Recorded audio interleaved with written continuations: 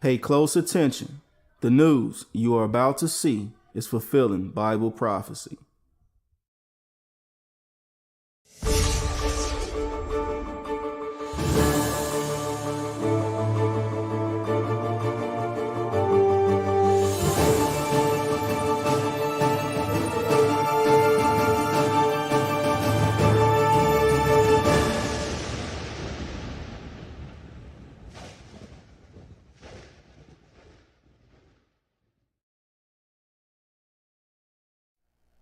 Welcome to another edition of YPN News, bringing you the news that relates to Bible prophecy and foretold by Yeshua Hawkins. Well, in the news today, Katan, we have another Catholic diocese under investigation for child abuse, this time in Buffalo, New York. We're also going to talk about the petro-dollar and how the petro-dollar actually came to be, so a history of the petro-dollar. And then we also are going to look at China, because China is wanting to get rid of that petro-dollar and actually start trading in their own currency, the petro-yuan. So these stories and many more, but first, a disturbing report from Newsweek. A daycare in St. Louis was running a fight club for preschoolers. Now, a video from 2016 of young children hitting and kicking each other while other children and teachers of the Adventure Learning Center looked on has recently emerged. Well, the video was taken by a 10-year-old boy whose mother is demanding the two teachers involved be held accountable. In the video, you see one boy trying to break up the fighting while teachers are jumping up and down and encouraging the children to beat each other. It was reported that the two staff members were fired because of the incident, and the director of the Learning Center called the child abuse hotline. However, prosecutors have decided not to file charges. But fighting is not just taught in schools, it's taught in our justice system as well. More video, this time from a jail in Ohio, which shows teen boys being pushed to fight each other. They call it Fight Night. And apparently it is a regular event where the guards force boys ages 16 through 18 years of old age to fight one another for the guards' entertainment. Wow. Well, this still would be a well-kept secret if the surveillance camera footage hadn't been leaked to the public. In the video, the guards clearly are encouraging the young men to beat each other instead of trying to stop them. Now, these kind of activities make you wonder how many more schools, jails, and other places our children are found are doing the same thing. Very disturbing. Now, another story of abuse, this one all too familiar in the news today. The Catholic Diocese in Buffalo, New York is now under investigation for covering up accusations of child abuse by its priest. Siobhan O'Connor uncovered hundreds of documents that reveal Buffalo's Bishop Malone kept priests on the job who were accused of sexual assault, including groping and statutory rape.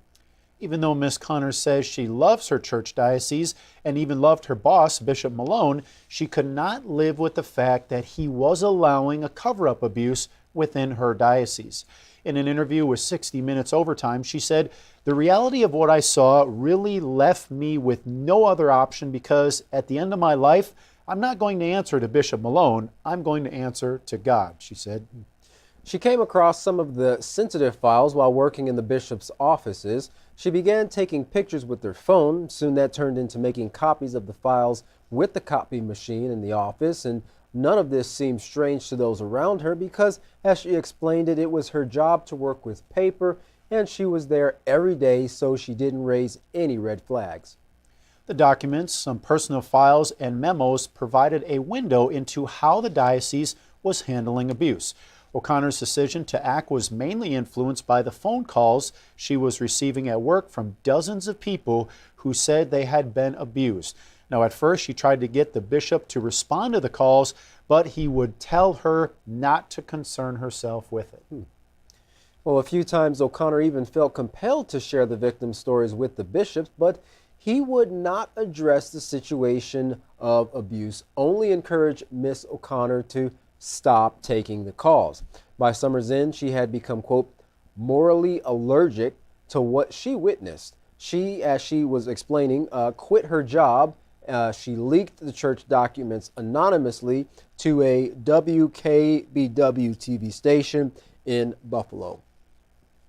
When asked if she saw any other way to handle it, she explained, not with any expediency. No, I did hope and pray that a grand jury would eventually be convened and that there would be hopefully an independent investigation. But I felt that there could be other victims between now and then, and I couldn't have that on my conscience if there was any way to prevent that. Well, O'Connor was asked about an email she sent to a college in which she wrote, "I'm going to burn this place down someday." Well, while she agreed that language was pretty strong, she added, "So while I actually hate fire and would never become a concern in terms of arson, she said that she was very angry though." I suppose so, actually, having to try to take the right steps and to get some attention, but to no avail. You know, I can see her making those comments, even though that's not right, but it does show you her frustration in the matter. And she's probably burning with anger, seeing that she did take this to the person who could actually make decisions regarding, bringing some type of, solution to this whole problem. But he just pretty much told her, just sweep it under the rug, don't take the calls anymore, and just let it go. Well, have you ever wondered how the American monetary system became the most powerful driving force in the world today? With countries talking of dumping the dollar, it's interesting to learn some background history as to how it rose to power and became the only source for buying and selling oil. Let's take a look at this video. In 1945, the Bretton Woods Agreement established the dollar as the world reserve currency, which meant that international commodities were priced in dollars. The agreement, which gave the United States a distinct financial advantage, was made under the condition that those dollars would remain redeemable for gold at a consistent rate of $35 per ounce. The United States promised not to print very much money, but this was on the honor system. The United States promised not to print very much money, but this was on the honor system, because the Federal Reserve refused to allow any audits or supervision of its printing presses. In the years leading up to 1970, expenditures in the Vietnam War made it clear to many countries that the U.S. was printing far more money than it had in gold. And in response, they began to ask for their gold back. This, of course, set off a rapid decline in the value of the dollar. The situation climaxed in 1971 when France attempted to withdraw its gold and Nixon refused. I have directed the Secretary of the Treasury to take the action necessary to defend the dollar against the speculators. I have directed Secretary Connally to suspend temporarily the convertibility of the dollar into gold or other reserve assets, except in amounts and conditions determined to be in the interest of monetary stability and in the best interest of the United States. This was obviously not a temporary suspension, as he claimed, but rather a permanent default. This was obviously not a temporary suspension, as he claimed, but rather a permanent default. And for the rest of the world who had entrusted the United States with their gold, it was outright theft. In 1973, President Nixon asked King Faisal of Saudi Arabia to accept only U.S. dollars as payment for oil and to invest any excess profits in U.S. Treasury bonds, notes, and bills. In return, Nixon offered military protection for Saudi oil fields.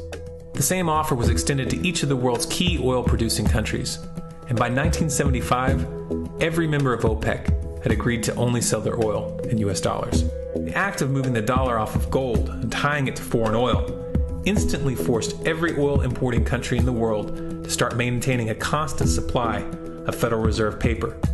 And in order to get that paper, they would have to send real physical goods to America. This was the birth of the petrodollar.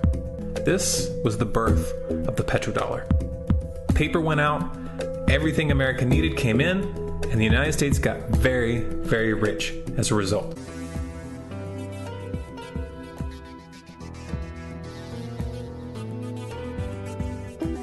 In November of 2000, Iraq began selling its oil exclusively in euros. This was a direct attack on the dollar and on U.S. financial dominance, and it wasn't going to be tolerated. In response, the U.S. government, with the assistance of the mainstream media, began to build up a massive propaganda campaign claiming that Iraq had weapons of mass destruction and was planning to use them. In 2003, the U.S. invaded, and once they had control of the country, oil sales were immediately switched back to dollars. Oil sales were immediately switched back to dollars. Oil sales were immediately switched back to dollars. This is particularly notable due to the fact that switching back to the dollar meant a 15 to 20% loss in revenue due to the euro's higher value. It doesn't make any sense at all unless you take the petrodollar into account. So I came back to see him a few weeks later, and by that time we were bombing in Afghanistan. I said, "Are we still going to war with Iraq?" And he said, "Oh, it's worse than that."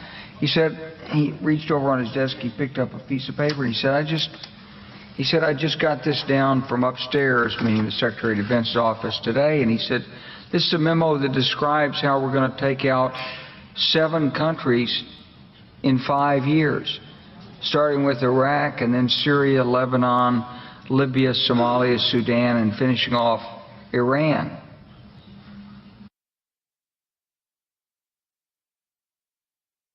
In Libya, Gaddafi was in the process of organizing a bloc of African countries to create a gold-based currency called the dinar, which they intended to use to replace the dollar in that region. U.S. and NATO forces helped destabilize and topple the Libyan government in 2011. Tonight, British forces are in action over Libya.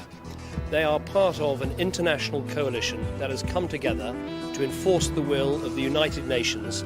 They are part of an international coalition that has come together to enforce the will of the United Nations, to enforce the will of the United Nations, and to protect the Libyan people. After taking control of the region, U.S. armed rebels executed Gaddafi in cold blood and immediately set up the Libyan central bank. Iran has been actively campaigning to pull oil sales off of the dollar for some time now. Iran has been actively campaigning to pull oil sales off of the dollar for some time now. Iran has been actively campaigning to pull oil sales off of the dollar for some time now, and it has recently secured agreements to begin trading its oil in exchange for gold. In response, the U.S. government, with mainstream media assistance, has been attempting to build international support for military strikes on the pretext of preventing Iran from building a nuclear weapon. In the meantime, they established sanctions which U.S. officials openly admit are aimed at causing a collapse of the Iranian economy. In the meantime, they established sanctions which U.S. officials openly admit are aimed at causing a collapse of the Iranian economy. Syria is Iran's closest ally, and they are bound by mutual defense agreements. Russia, China, and Iran have all explicitly sided with the Syrian government. Russia is providing air support, advanced anti-aircraft missile systems, heavy weapons, and training. Iran, for its part, has troops on the ground. For the time being, China is more preoccupied with the ongoing tensions in the South China Sea, and has not flexed its muscles in Syria as of yet. It's quite interesting to see how all of that unfolded over the years. Well, it seems that countries who are not going to trade in the petrodollar can also expect to have sanctions put on them in an effort to destroy their economy. Another way the U.S. is trying to stay on top is Trump's decision to add tariffs on products imported from China. As we have reported throughout the summer, President Trump and President Xi Jinping have been in a tit-for-tat slapping sanctions on each other's countries. Now, President Trump's threatening to finish off his tariff war with President Xi by putting tariffs on all of China's remaining exports to the United States, which could add up to $257 billion. Wow. Now, he says this will take place if upcoming talks with the Chinese president fail. Now, the two leaders are set to meet at the end of November at the G20 summit in Argentina. Meanwhile, President Xi told his military commanders to, quote, concentrate on preparations for fighting a war. Xi's comments came upon his return from a trip to the disputed islands in the South China Sea. Well, preparing for war is not the only thing China's been doing. Our field correspondent Larry McGee has the other plans that China is embarking on to actually dump the petrodollar in exchange for taking on the petro-yuan. Larry, what are the details? The economic war between Beijing and Washington is in full swing, a component of which is China's effort to completely circumvent the U.S. petrodollar by establishing a means to buy and sell oil in its own currency. Up until this point, the only way the nation could manage large-scale purchases of oil was through use of the American currency, and this is what gave birth to the idea of the petrodollar. As one of America's top competitors for control of the global system, China is now attempting to establish the petrodollar petro-yuan. The reported intention of its latest moves is to open up a method by which its trading partners can settle payments with gold and also to convert the yuan into gold. The measure cuts out the United States entirely and represents a large economic blow for America, since China is the world's largest importer of oil, spending as much as $100 billion in US dollars on oil last year. Analysts are calling Beijing's strategy ambitious and also brave, since every other nation that has attempted to dethrone the dollar has met with the cringeworthy end. Everyone from Saddam Hussein, who attempted to trade his country's oil in euros, to Muammar Gaddafi, who was reportedly attempting to switch sales to the gold dinar. The belief is that the nations are no longer interested in funding their own oppression by supporting the petrodollar, which has nourished and sustained the U.S. military-industrial complex that has had the nations in a stranglehold for years. China, Russia, and the Saudis are looking to de-dollarize. This they see as their freedom, but analysts say they will have to go through war with America to get it. National Security Advisor John Bolton is still waging a war of words, leveled this time at Cuba, Venezuela, and Nicaragua, whom the anchor calls a troika of tyranny. The unfamiliar term suggests association of the three with Russia. In the same speech, Advisor Bolton also accused the trio of worshiping a false god and threatened that their day is coming. Those threats are related to the restrictions on buying and selling, for which the current administration has now become infamous, having placed sanctions on friends and foes alike. The list of those sanctions is alarmingly lengthy, including Belarus, Cuba, Eritrea, Iran, North Korea, Syria, Venezuela, Russia, Burma, Congo, Iraq, Iran, Lebanon, Liberia, Libya, China, Somalia, Sudan, and recent reports are that the U.S. is also threatened to sanction the entire international court. For YPN News, I'm Larry McGee. Katan Jeff, back to you. Guess there's no mincing words there. He laid it out pretty plainly, all the countries the United States is against. It's almost like watching children in high school on a playing field. If somebody's not satisfied, then the person with the ball makes everybody else suffer. Wow. Well, Secretary of Defense James Mattis said recently regarding the war in Yemen that war is just one tragedy piled upon another tragedy. Welcome to war. Well, regarding the war there, Saudi Arabia has been an aggressive force in the area. The U.S. backs the Saudis, and that relationship actually started back in 1931 when the U.S. recognized Saudi Arabia and established diplomatic relations. Kay Pritzker, a producer with RT, gave the following information regarding the U.S. and Saudis and the importance of the petrodollar. He said, what started that relationship was that the Saudis in 1931 were looking for international recognitions, and that when they struck a deal, that's when they actually struck the deal with the U.S. John D. Rockefeller Standard Oil was given the rights to explore for oil in that area in exchange for the creation of U.S.-Saudi diplomatic ties. Well, in 1943, that relationship expands when Italy bombed Saudi Arabia, and Saudis realized that they didn't have a military to defend themselves. Well, President FDR said that at that time, the defense of Saudi Arabia is vital to the defense of the United States. So in 1951, the U.S. Army Corps of Engineers created the first military installment in Saudi Arabia. In 1944, after the creation of the international dollar gold standard, the international community determined that it would be easier to trade in U.S. dollars. So they equated dollars for gold at $35 per ounce.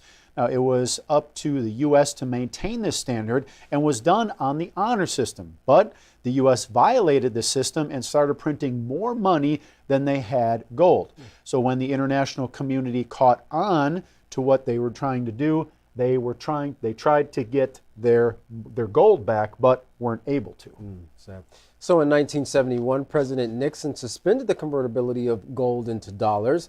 Before 1971, all countries needed dollars on hand because that represented the equivalent in gold reserves. After 1971, they were essentially just holding on to paper.